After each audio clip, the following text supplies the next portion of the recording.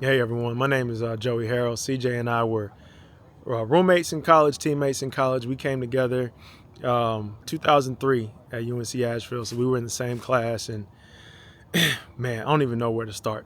Um, we were like brothers. We did everything together. You know, when you're playing college basketball, it's like every single day, every single second of almost every day where you're together. And whether it was playing video games, whether it was throwing snowballs. All right, I'll tell this story. So, CJ, we had a big snow. We're both from the 919. We used to be like real proud of that, right? We used to always kind of talk about the 919 connection, right? So CJ and I, we had a big snow up in Asheville, and we were at the top of the dorm, and there's a bunch of snowballs that we made, and we were just beaming people, right? Just beaming people as they were coming out of the dorms, and it was always something, right? Me and CJ were always having a good time.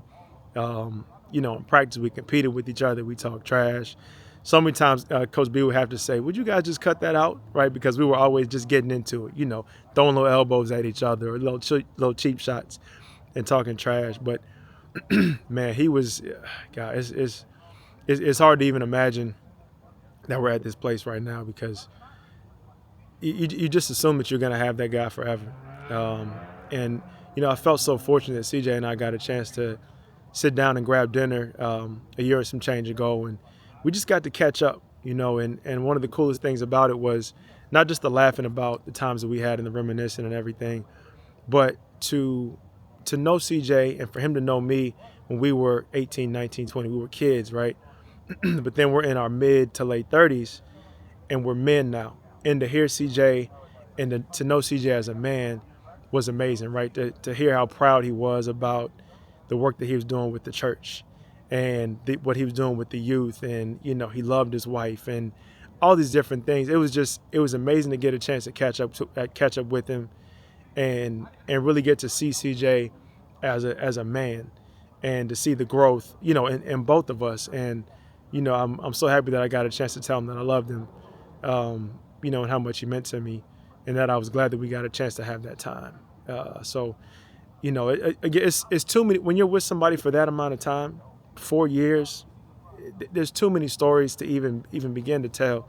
But I think the best thing was that I got a chance to see him. I knew that he was good with the Lord, and he was really involved in church, and it felt good to know that he was doing okay. I know he had some health challenges and different things, but it was just good to give that guy a hug. I was so glad to see him because that was my brother. Like I said, we loved each other. We laughed, we cried, we fought, just like brothers do. And I'm gonna miss that guy like crazy. It's been a rough week, but getting a chance to see some of my brothers and talk to everybody and read the different stories, just about what he meant to everyone. It's helped. It's helped. But we're gonna do our best to keep his memory on because he was an amazing guy. As big as he was, his heart was even bigger. His personality was even bigger. He never met a stranger. My cousin used to come from Tennessee to come hang out with us, and he was shocked when he heard the news because CJ just never met a stranger. Anybody that was walking around campus, they knew CJ because he was just that great of a personality, that welcoming, that warm.